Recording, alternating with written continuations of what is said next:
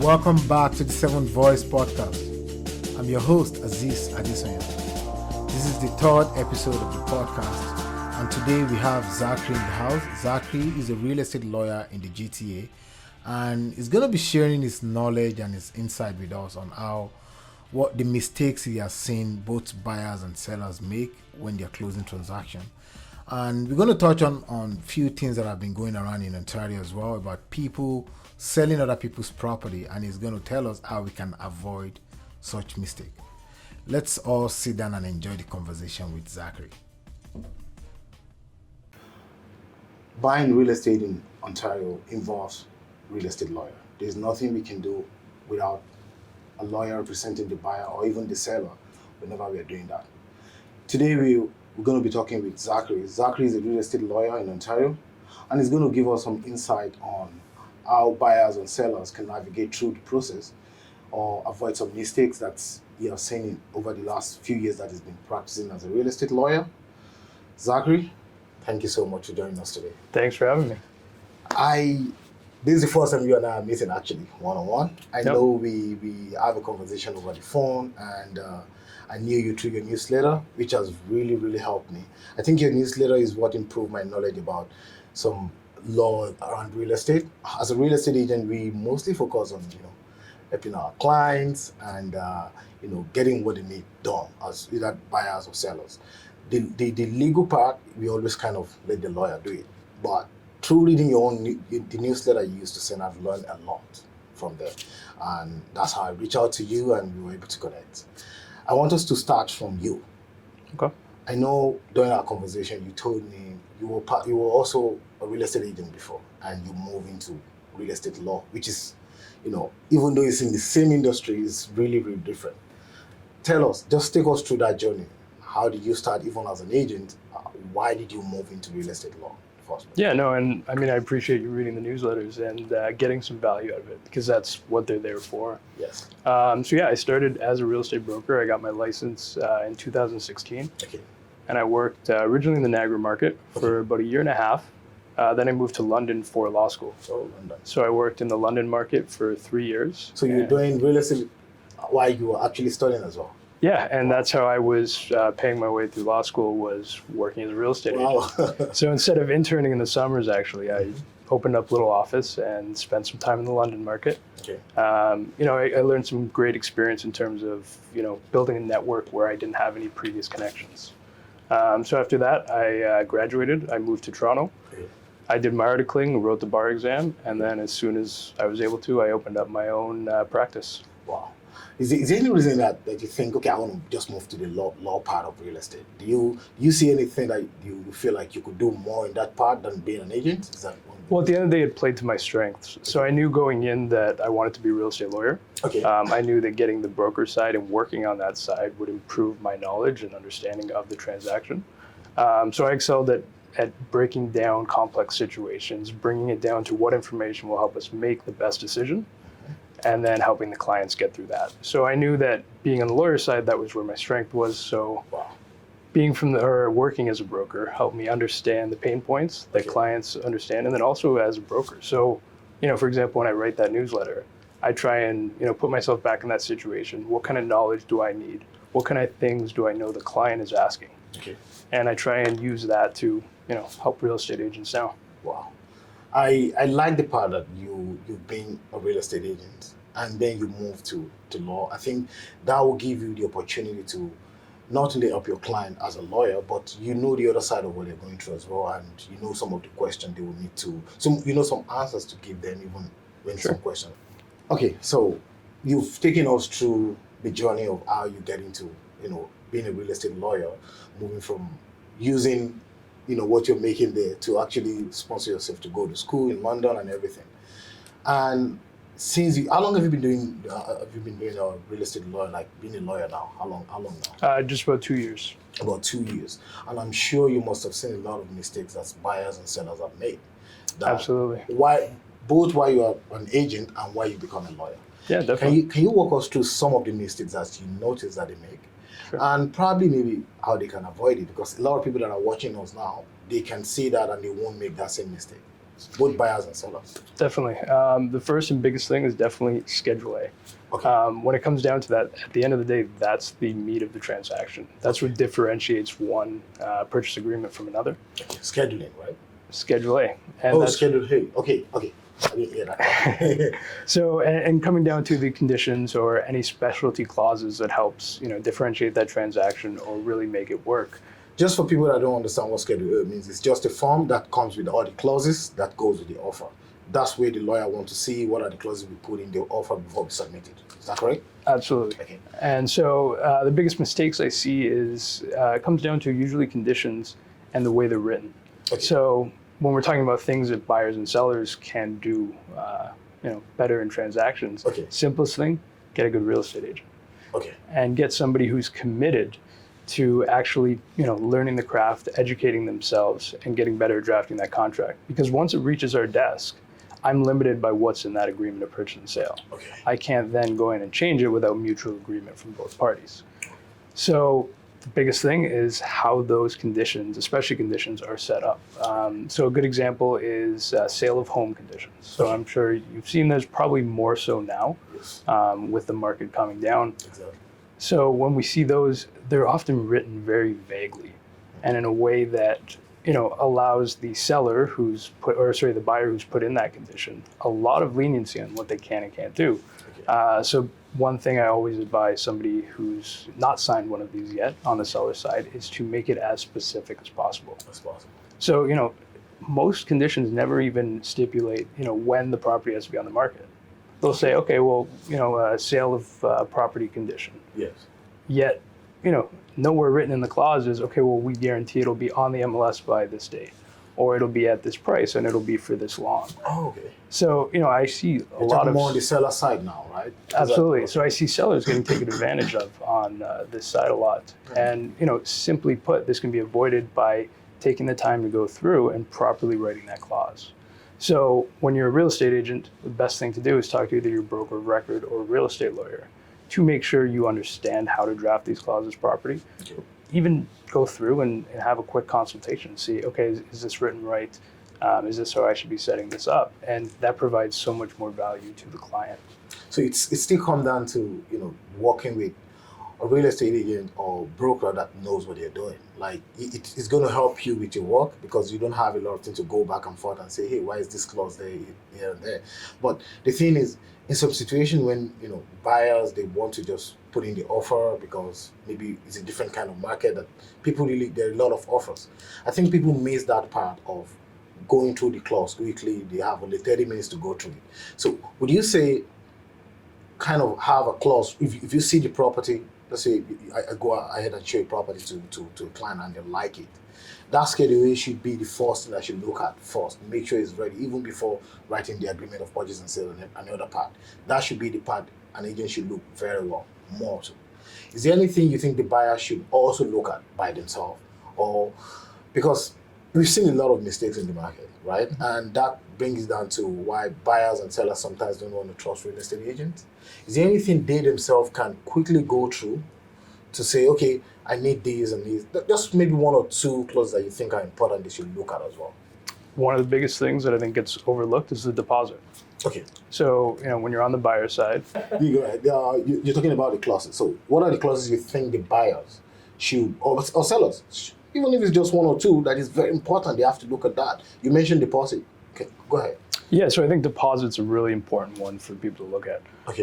So when you're on the buyer side, understanding that obligation that you're committing to and that deposit you're bringing in, if that deal doesn't close, in almost every situation, you're losing that money. Except maybe they have condition of home inspection and the home inspection doesn't go through or financing, which is why those should be in it as well. Absolutely. So Exactly. I'm talking about once that deal goes firm. But yeah, and the other thing that a buyer should be asking their agent is, when does this deal go firm? okay. What are the conditions that you're putting in here? Okay. And as a good agent, you should be letting them know, okay, this is the point of no return. Once we remove this condition or once we sign these papers, there's no going back. That deposit now is committed. Have you seen more of the mistakes or errors being made more by the seller or buyers? Like, as I said, you must have seen some mistakes that leads to either litigation or people losing their deposit. Of course, if it's deposit, that's buyers. But do you see more problem with the buyers or than the sellers? I think that depends on the market. Okay. For a while there, we saw a lot of issues with buyers defaulting. Okay. And just the amount of calls I got from sellers saying, "Hey, what do I do here?" The buyers called me and they said they can't close the deal. Okay. So having an understanding of that deposit. I mean, the first thing to know is if you're the seller, you're not releasing that deposit. Okay. No matter if you're able to resell that home the very next day, Oh no. even for more money, you're entitled to keep that deposit. Wow. Right? And that's compensation for the fact that you took that off the market. When you accepted a firm agreement, you decided, okay, I'm going to remove this property from being available for showings, and showing active on the MLS. And this is now, we're saving it for you. I like to just go back to what you just mentioned now, that because a lot of buyers, they like, oh, why would they sell the property more than what they listed it for and I still can't get my deposit? So you just need to know now that the seller have that right to not give you that deposit. And do they still have the right, I'm talking about the sellers now, to still sue you to get more money from you?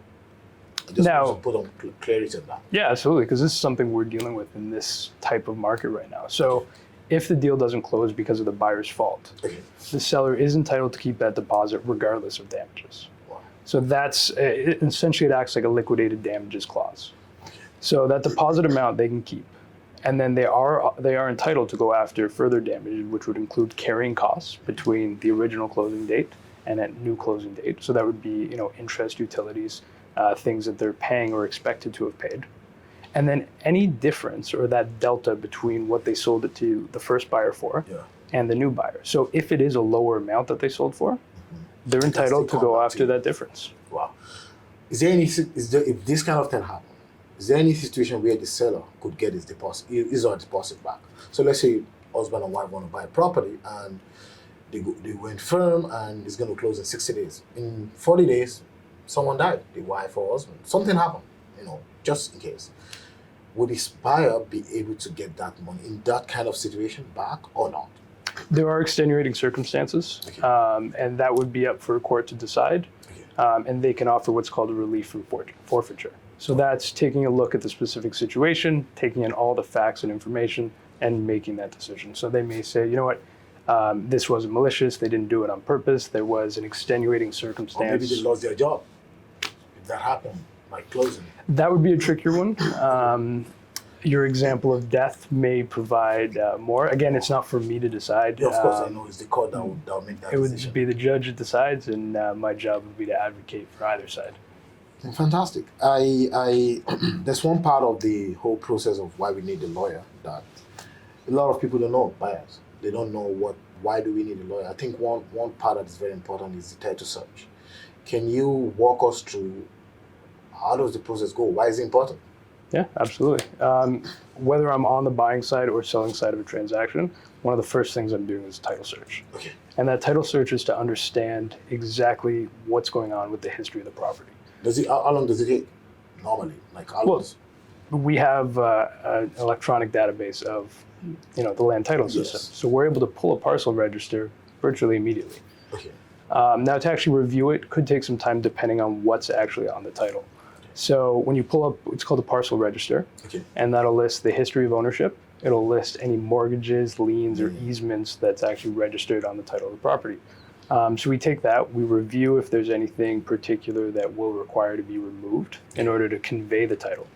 We will then take that and actually read into each instrument that's registered in there. Okay. So if there's a specific mortgage or a lien, we can pull that instrument or what's listed on there. There'll be a separate document that explains the details of what that is.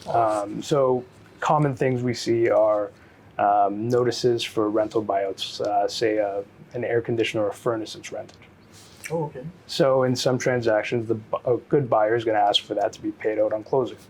So as lawyers, we have to go in, we have to understand the contract, contact the who's ever distributed it to the sellers, and then ask for a payout statement and look to remove that off of title before closing. So what about if the buyer said they're okay to take that on? whatever. Well, then that's something that would be left on title. It's arranged through the lawyers beforehand on the transaction to understand, okay, when we convey, this is going to stay on there. Okay. So you in the whole thing, you're going to be working with the other lawyer as well. If you're on the buyer side, you're working with the seller Absolutely. side. So you think the whole process will take a week or 2 weeks? Depending. Let's say we have a very title that has a little bit of issue. It could take a couple of days. I mean, it's depending on the time the lawyer has to actually spend. If you need more time than what we put in the offer, we said 2 weeks for. Okay, so you're asking about the requisition dates. Yes. Okay, so in terms of a requisition date, you want more than just the time it takes to review the title. Okay. So that's a good question, actually. So when we're dealing with the requisition dates, it's, what should real estate agents or what should the buyers be putting on as that requisition date? Usually I like 2 weeks. And that gives us time to review the title, which, again, it could be done within a day. Okay. But if there's any issues that need to be fixed, those usually can't be done within a day. That's contacting a third party that's working with the other lawyer and making sure we get documents to either get rid of what's on title that we're trying to remove, or to make sense of whatever it is in there and decide whether we're going to keep it or not. So that's where we need that extra bit of time. Okay. Because again, it starts relying on third parties. So those things can't be done, even if a lawyer has the time, they can't be facilitated and agreed upon. So usually put in there 2 weeks. 2 weeks. That usually gives a lawyer enough time to actually go through, work with whoever they have to work with. And if you need a little bit of more time, it's easier to talk to the other lawyer. It's not something that will be difficult. They will understand why you're asking for more days, right? Yeah, and there's certain obligations depending on what it is we're talking about, whether it goes to the root of title or not, and whether those time stipulations actually matter or not. Or not. Okay. So I want us to, in Ontario, over the last probably 3-4 months, I think it has been happening before 3-4 months, but it's more, we heard it a lot in the news recently about people selling someone's house and the person is not the one that sold it. He's not even in the country, or maybe they're in the country. I think that one of the one I read last was the person was not in Ontario, it was in BC, and they sold his house in Ontario. Mm-hmm. And in this situation, one person is going to probably lose their money, the buyer, because maybe they don't know. I want us to look at it in 2 ways. First, let's look at it as a buyer's lawyer. You're the one representing the buyer. How do you think they can avoid that as a buyer? And if this kind of thing happens, what do you think the seller could do? And it's really common now. I think there's another one recently, over 3 weeks ago. Someone else sold their house. They're not in the country. I honestly don't know how it's happening in our country, in our province. I don't know how, because I don't know more about law. But I believe you might see where the loopholes is. Can you shed light on that a little bit? Sure, yeah. I mean, title fraud's been around for, as long as it can be, but we have recently seen more instances of this in the news, which is bringing up this question. And more in Ontario. I don't even know why. Yeah. Of course, I know people come to our province more than other provinces, so the number will increase here. But it's just, what do you think they could do to fix this? Well, one thing that's going on here is we've gone to the ability to sell houses completely virtually now. Okay. So I can close a deal without physically meeting with a client. And that's been allowed to be done since COVID. Okay. So it's not the main factor here, but it's playing a role in why this title fraud is going on, or why we've seen more of it lately. So the instances in the news both involve very sophisticated fraud in terms of fake identification. Wow, technology-wise and everything. Yeah, so in terms of how do you protect that? Now, when you're on the buyer side, it's as a buyer's lawyer, we're not verifying the seller's identity. That's what the seller's lawyer is doing. Okay. So in terms of what we can do from that buyer side to try and avoid potential title fraud, other than ordering title insurance, there's not much we can do. But title insurance is the main answer to title fraud in general. Title insurance. Title insurance could solve it. Well, title insurance covers title fraud. So if you have to either go through litigation, it covers the legal fees to retain your rights, or it actually covers any damages that you lose. So having that title insurance policy, it's going to be a requirement if you get a mortgage with a bank. That's one of the conditions. They're going to say you need title insurance, and that's why it's on most transactions that go through. That's just to protect the funds of the buyer. Correct. Right? It's the policy holder. So in that instance, you're buying. So then once you become the owner of that property, that title insurance policy covers your ownership. Now, if you're on the selling side, or if you just own property and you don't have title insurance, you can still get a policy. So it's not just during the transaction. A policy can be ordered at any time. Anytime. So I've had calls recently from homeowners who say, I bought my property 40 years ago. And I have a policy. We didn't have title insurance back Now they see then. the fraud, they want to avoid it, right? They want to avoid it, and this can be done. Now, to give you a rough estimate, Okay. say the value of your home is $750,000. You're looking probably between $700 and $750 for an insurance policy. Insurance. Okay. That's a one-time fee. It's not a monthly fee. Oh wow. Covers you for the entire ownership of the property. So why do people avoid that then? It's not a lot. Like when you look at it, to avoid the kind of losing your own home, it's worth it, right? So, but as a buyer's lawyer, let me go back there. Is there anything you could notice or look at to know that, wait, this thing doesn't look right, even though you're not representing the seller, you're representing the buyer. The buyers have got title insurance, the money is protected in some ways, but as you representing them, is there anything you could see that would kind of trigger you to say, this doesn't look right? Is there anything? As a buyer's lawyer, we would be pretty limited. You're going to verify that the agreement, the names match what's actually registered on title. So when we're doing that title search, making sure those names actually match. If we start to see some discrepancies, then it's our duty to look into the matter. Again, we're limited by what our obligations are to our client. Okay. But again, any discrepancy or anything that looks off, it should be a red flag. And especially now that we know that this is an issue that is going on. You have to try to... It should put us more on notice to at least do as much due diligence as we possibly can. Again, in some instances will be impossible to prevent. Okay. But that's where the only recommendation is have that title insurance. Because for a few $100s, yeah, it'll save you a lot of headache and a lot more money in the long run. Exactly. You said impossible to prevent. Are you talking about because you're the lawyer of the buyer, or? Correct. Let's go back to being a seller's lawyer now. How do they get it? Because you said the seller's lawyer have to be the one to look into the identification of the seller. How do they miss that? Do they get ID that is, apart from being fake ID? Yeah. How can they confirm the ID first? That again. Is there any government platform they have to go do that? There is nothing technically, and that's kind of an ongoing issue with the Law Society right now. Wow. Is how do we as lawyers verify it? Because while we went through training, I didn't learn how to properly verify fake ID versus real ID. Wow. In the same way, a realtor's obligation is also to verify and identify a client. Yeah. And in those situations, I believe the ones in the news also involved the bank. So there was 3 different times where identification was necessary, Yes. right? With the mortgage and the payout, Yes. with the lawyer, and with the real estate agent. And in all 3, it went by. So in those instances, it's very sophisticated fake identification. And again, while it's our duty to make sure you know who you're dealing with, you verify both with the ownership of the property and actually physically verify an ID. There are now, that obligation no longer exists for the Law Society. We can now technically verify through a video camera, Okay. Which is still, they can still doctor that. I mean, they can still absolutely. walk. Which, and whether, without saying whether that's good and bad, and that's not really my decision to make. Again, the virtual closings are playing some sort of role in this issue. The truth is, I get it. It's playing a role in this, but we will continue to explore the digital form of doing things. Absolutely. It's not going to leave us. So we have to figure out how we can use digital tools and still avoid this, fraud and everything, right? Sure.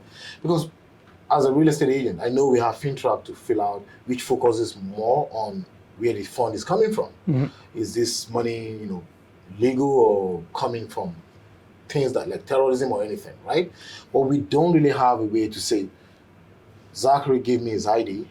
This is the platform I have to put it in to know this is Zachary's ID, Mm-hmm. like police, right? I think, especially for lawyers, I think there should be a platform for that.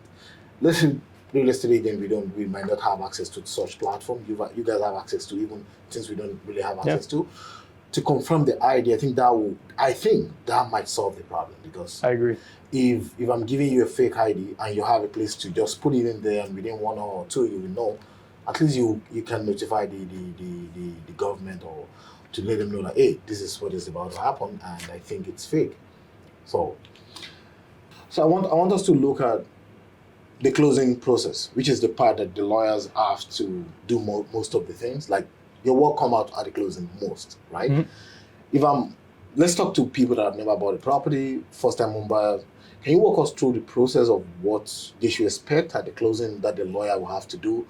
Maybe some sort of communication, who you have to communicate with. Just take us through the process, like just summarize it for us. Sure.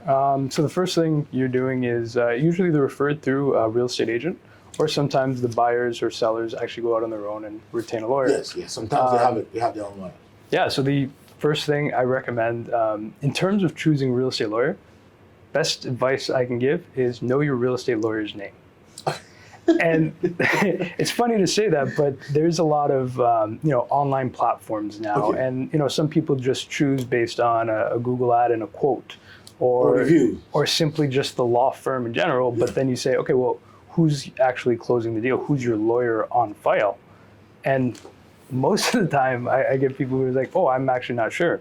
So I think, okay, well, if you have a question about the closing, who are you actually going to call? Can you get a hold of them? So best piece of advice, actually know the name of your real estate lawyer. Okay. And know how to get in contact with them. So, from working on that other side, being on the broker side, one thing I focus on is accessibility. Okay. I want to make sure both my clients and the real estate agent on file can call me, and I'll actually answer. It'll be me, and we can talk through whatever issues going on. Okay. So once they've gotten there and chosen a real estate lawyer, they're going to send over the agreement, whether the real estate agent does that or the actual client. And once the lawyer has an agreement of purchase and sale, they're going to cross-reference that with a title search to put together all the parameters of the transaction. So once you've got the agreement and the title search, we now know essentially what needs to be done before the closing date. So we take that. As the client, you're going to usually get a phone call or a form to fill out, and that's going to be the information. So let's use a seller as an example. A seller is going to provide their tax information. And in terms of the actual process, once we receive that agreement of purchase and sale, the first thing we're doing in the lawyer's office is cross-referencing that with a title search. So once we have both the title search and the agreement of purchase and sale, we know all the obligations that need to be done through closing. So after that thorough review, we're able to establish what needs to be done by closing, what needs to be removed, or what needs to be dealt with the other lawyer. So once we get to that point, we're then working with the actual buyer or seller, depending on what side of the transaction we are, to get any last minute information. So that'll be tax information, mortgage information, anything we need to know about the process to go forward and actually get the deal done. So once we get to there, we're dealing with mortgages. So if you're on the selling side, we're figuring out who has the mortgage, how do we actually get that paid out. So we're conversing with them, making sure they have all the documents they need and arranging those payouts.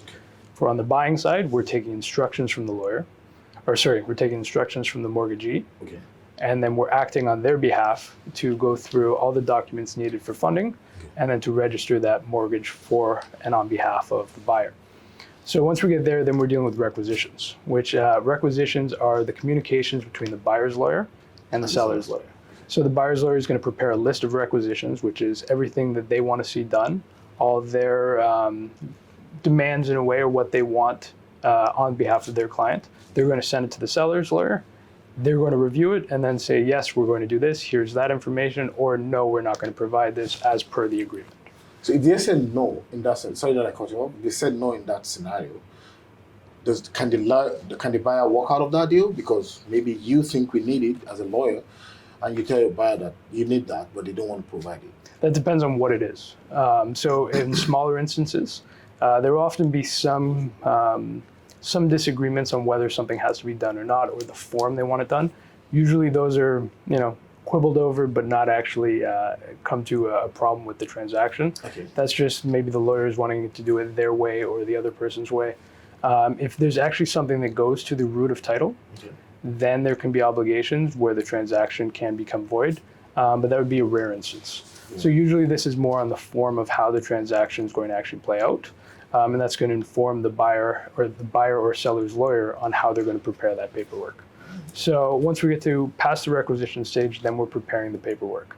And that can be a variety of different documents depending on what needs to be done.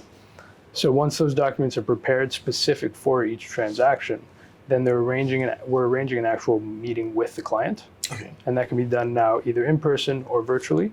And we're going through any questions they may have. We're reviewing all the documents with them so they understand their obligations, getting those signed. Once we get to there, then we're dealing with the money. And that's when closing day actually happens. So on closing day, if we're on the buying side, we're waiting for funding from the banks. From the bank. So the bank will send it to our trust accounts.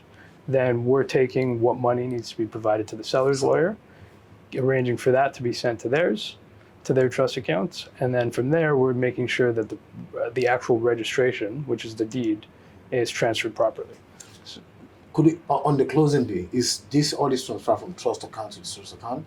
Whatever if there's any little bit of delay and they couldn't close, it's not going to be a problem for the buyer side if it's something out of your control. Yeah, no, it does happen more often than it should in this day and age. Wow.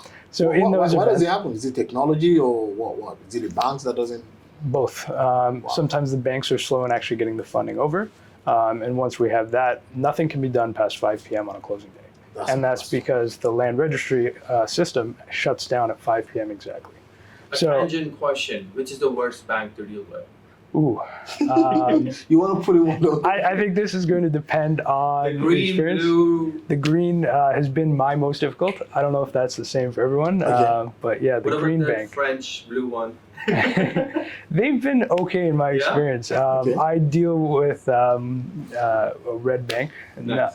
but they've been good.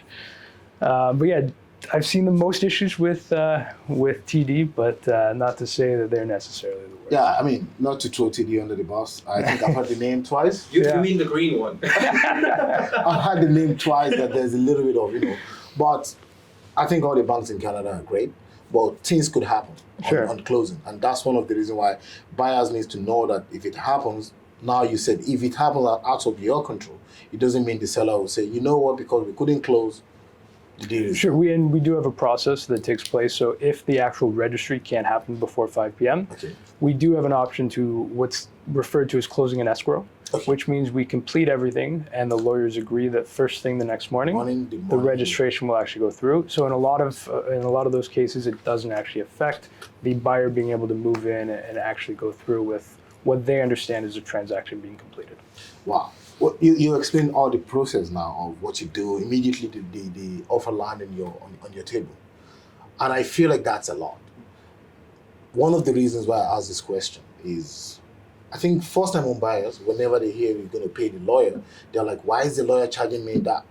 They somehow feel like they don't do anything. Even the way they said real estate agents, sometimes we don't do anything. I wish they know what we do. They know it's not that easy.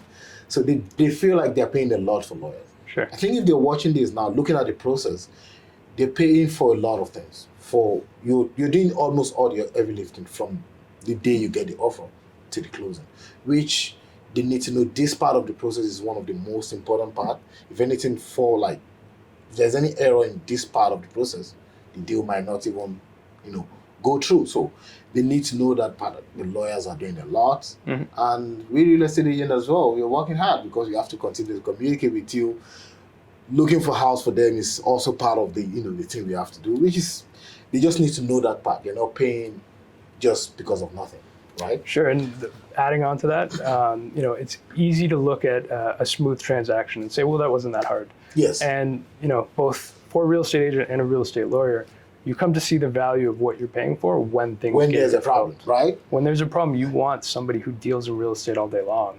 That's- Especially as a lawyer, sometimes you get somebody who's a family lawyer who decides, oh, well, I'll close a real estate transaction today, which that'll work on simple transactions. Yeah. But when something goes wrong, Goes on. you want to make sure somebody knows exactly what to do in that situation, because a lot of times when there's a problem, the first wrong move can cost you in terms of your rights in the future and what you can actually do, especially when, for example, a deal doesn't close. Knowing exactly what to do and where to pass that file off to, that's one of the most crucial times. So when you're talking about haggling over a couple $100 and choosing the right real estate lawyer, go with someone who knows what they're doing. Wow.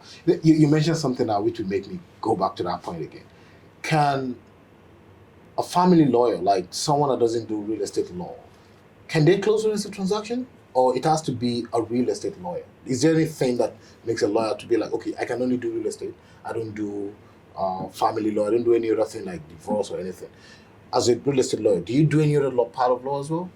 I only handle real estate law, so that's transactions, mortgages, or land development, and property disputes. So anything to do with easements or expropriations or boundary disputes, things like that, or commissions with real estate agents. Is that what you study in the university, or is that the path you decide to go to? We don't have actual classifications in law, like you're this type of lawyer or that. You choose to specialize. You take a broad range of courses at the beginning of law school, and then in your electives you choose where you want to focus. With real estate specifically, though, there's an extra insurance that we need to pay for. So a family lawyer can theoretically close it as long as they're insured to close real estate transactions. Okay, so if they're not insured, they won't be able to close. Correct. But if they're insured, even though they don't focus on real estate before, they can still do it. Yeah, as long as they have access to the land registry. Okay, because I was on a call with one of my clients last night. He mentioned that, we have a lawyer, but I don't know if they do real estate. And I told him that, okay, go ahead and talk to the person, but I would prefer we use a real estate lawyer because of what you're saying now. You won't see any problem if everything going well. But if there's a problem, you want someone that have done it before, that has a team that could, support it when there's a problem. You want them to be the one that will handle what would be your biggest investment, right? It's like choosing a real estate agent, right? You don't want a teacher who has a real estate license. You want a real estate agent who's full-time with this. Exactly. So let's go back to over the last 4 or 5 months. There have been a lot of changes in real estate law, in a lot of laws in Canada around real estate. Mm-hmm. I'm going to touch on 2 of them, but the first one I want us to talk on is what people have been asking for, because the public think the price of real estate is going up because of foreign buyers. As a real estate agent, I have access to the data. I know the truth that not up to 15% of the homes in this country are owned by foreigners.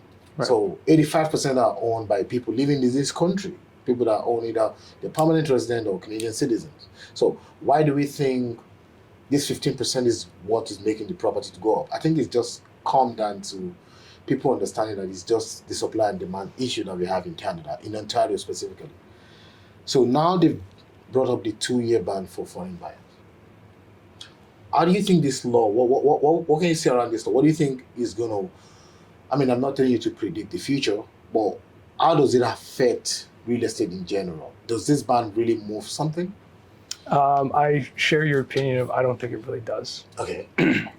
In my view, it's a political response to, hey, as the government, we have to show the blue and the red saying I'm going to be the one to solve we have to say, hey, we're taking steps to make a change and make things more affordable. I agree with you. The data doesn't show that these transactions are making a significant change. If anything, we need to focus on our legislation that governs how housing is built and development laws in terms of how long we actually hold up projects. We're we're 3 times slower than the US and the UK in terms of our development process. Yes, 3 to 10 years to build a property, to get the permit to build. Right, both the permit and redevelopment, so rezoning or allowing certain projects to happen. So we're 3 times slower with nothing to show for that in terms of any increased safety or in terms of any better types of housing. So that's where I think we should be focusing, but that's a whole other conversation. In terms of the foreign buyers ban, it affects anyone who's a non-Canadian in their definition, which is somebody who's not a Canadian citizen or not a permanent resident or not registered under the Indian Act. So it affects any property transactions or any residential property transaction that's detached with 3 units or less, townhouses, semis, and condo units, as well as any vacant land that's zoned residential or mixed use. So all of those transactions are banned by a non-Canadian for the next 2 years. So exemptions in terms of what can actually go through. I want us to touch on that. I figured both exemption on the people and the kind of property that people can stay by. Sure. So simple one, commercial real estate. Okay. That's not banned under this new legislation. Wow. So the other thing is one of the exemptions for people and who can actually purchase this. If you have a common law partner or a spouse who is not a non-Canadian, and I know that sounds weird, that means if your spouse or common law partner is a Canadian citizen or PR, permanent resident, or registered under the Indian Act, they are able to, or you're able to purchase property with them. The other exemptions qualify under the Immigration and Refugee Protection Act. Now there's a long list there, but if you are under or fall under that legislation, Okay. then I recommend talking with an immigration lawyer or a real estate lawyer to figure out if you meet all the criteria that they prescribed in order to qualify for an exemption. So what you're saying is, if I'm a Canadian citizen, my partner is not, is a non-Canadian, we can buy property together. On that transaction, I don't mean to throw you under the bus with this question. On that transaction, are we still going to pay the 25% tax on foreign buyers? Because That's a good question. yeah, if I'm a Canadian citizen, my partner is not, I want to buy property.